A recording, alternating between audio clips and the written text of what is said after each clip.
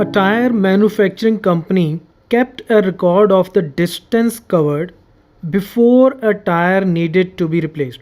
तो एक tyre manufacturing company ने कुछ रिकॉर्ड रखा अपने पास कि एक टायर कितना डिस्टेंस ट्रैवल करने पे रिप्लेस होता है. The table shows the results of 1000 cases. तो ये 1000 केसेस का उन्होंने अपने पास डाटा रखा हुआ है कि 20 टायर्स ऐसे हैं, फ्रीक्वेंसी 20 का मतलब कि 20 टायर्स ऐसे हैं जो 4000 किलोमीटर से कम चलने पर रिप्लेस हो गए. ओके, तो 20 टायर्स जो हैं वो 4000 किलोमीटर से कम चले थे और रिप्लेस हो गए. 210 टायर्स ऐसे हैं जो 4000 किलोमीटर से लेकर 9000 किलोमीटर तक चल चुके थे और उनको रिप्लेस करना पड़ा. 325 टायर्स ऐसे थे जो 9001 किलोमीटर से 14000 किलोमीटर तक चले थे और 445 टायर्स ऐसे थे जो 14000 किलोमीटर से ज़्यादा चले थे. ठीक है, तो ये उन्होंने रिकॉर्ड रख लिया. अब अगर आप इन सब को ऐड करोगे तो इन सब का सम, इन फ्रीक्वेंसीज का सम 1000 के बराबर होगा. ओके, अब हमें 3 चीज़ें फाइंड आउट करनी है और उनमें से सबसे पहली ये है, if you buy a tyre of this company what is the probability that it will need to be replaced before it has covered 4000 kilometres वगैरह की. अगर मान लो आप अगर इस कंपनी का आप एक टायर परचेज़ करते हो तो इसकी क्या प्रोबेबिलिटी है कि 4000 किलोमीटर चलने से पहले ही उसको रिप्लेस करना पड़ जाए. ठीक है, तो इसके लिए हम इस डाटा के ऊपर रिलाय करेंगे. कैसे? देखो, सबसे पहले तो मेरे पास जो टोटल रिजल्ट्स हैं, टोटल रिजल्ट्स मुझे कितने गिवन थे? 1000, राइट.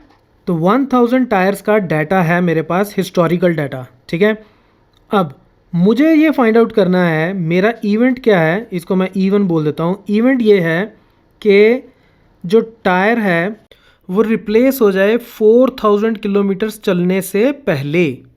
तो मुझे अपने टायर की प्रोबेबिलिटी निकालनी है कि अगर मेरा टायर 4000 किलोमीटर से कम चलता है तो कितनी प्रोबेबिलिटी है कि उसको रिप्लेस किया जाए. यानी कि मुझे प्रोबेबिलिटी ऑफ E1 निकालनी है. और प्रोबेबिलिटी कैसे निकालते हैं? जितनी किसी एक इवेंट की, जैसे ये इवेंट है, event tyre less than 4000 kilometre, ये E1 हो गया मेरा. ठीक है, इसकी जितनी फ्रीक्वेंसी है, ये इसकी फ्रीक्वेंसी हो गई 20.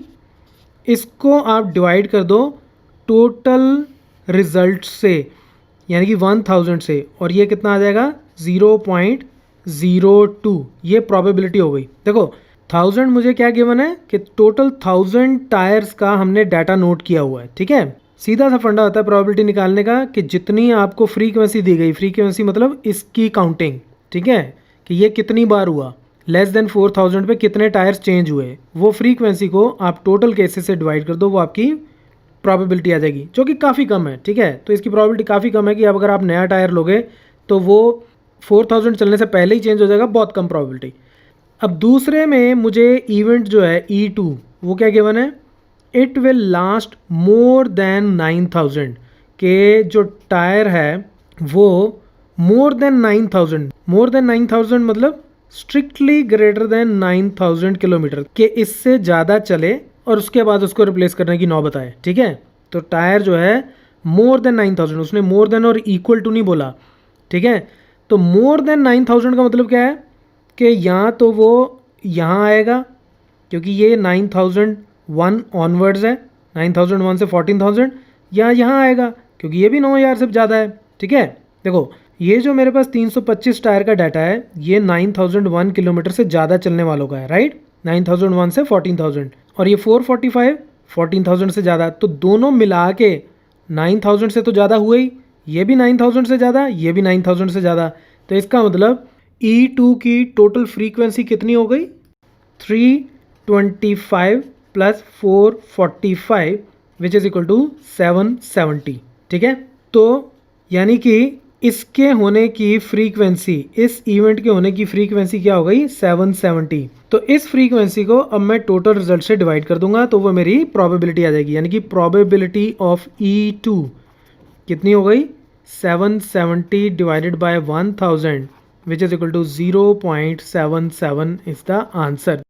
अब हम इसके तीसरे पार्ट की बात करते हैं. तीसरे पार्ट में ये कहता है it will need to be replaced. It will मतलब tyre will need to be replaced after it has covered somewhere between 4000 kilometres and 14,000 kilometres. तो वो कहता है कि ये जो मेरा टायर है इसको मैं तब रिप्लेस करूं जब ये 4000 किलोमीटर या उससे ज़्यादा चलाओ और 14,000 किलोमीटर्स या उससे कम चलाओ। बिटवीन 4000 एंड 14,000 यानी कि 4000 से लेके 14,000 के बीच में कहीं पे भी कितना भी चलाओ टायर, उसकी प्रोबेबिलिटी फाइंड आउट करो। ठीक है, तो अब 4000 या 4000 से ज़्यादा, एक तो ये हो गया, ये 4000 से या 4000 से ज़्यादा है। ठीक है, ये था 4000 से कम, ये 4000 से स्टार्ट हो रहा है। ये था लेस देन 4000, तो ये 4000 से स्टार्ट हो रहा है। तो यहाँ से लेके 9000 तक ये सारे आ गए बीच में, क्योंकि 4000 से 9000 तक 14,000 से कम तो होंगे ही, तो ये सारे आ गए। दूसरा, ये कहाँ से लेके कहाँ तक है, 9001 टू 14,000, तो ये भी मेरे सारे इंक्लूड हो जाएंगे क्योंकि ये सारे 14,000 या 14,000 से कम है। तो 4000 से लेके 14,000 तक ये और ये दोनों हो गए। तो यहाँ पे मेरा इवेंट E3 वो क्या बन गया कि 4000 या 4000 से ज़्यादा चले और 14,000 या उससे कम चलाओ। ठीक है, तो ये मेरा इवेंट हो गया।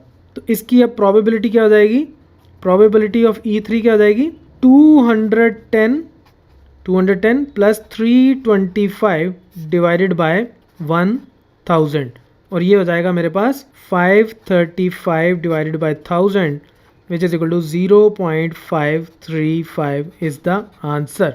तो बहुत ही सिंपल सा फंडा होता है, आपको सिर्फ और सिर्फ ये फ्रीक्वेंसीज जो हैं, इन फ्रीक्वेंसीज को फाइंड आउट करना आता है कि कौन सी फ्रीक्वेंसी हमारे इवेंट को सेटिस्फाई करती है।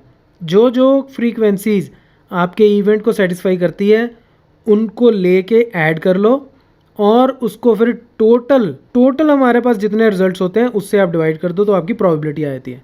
So that's it from this tutorial, keep watching math mafia.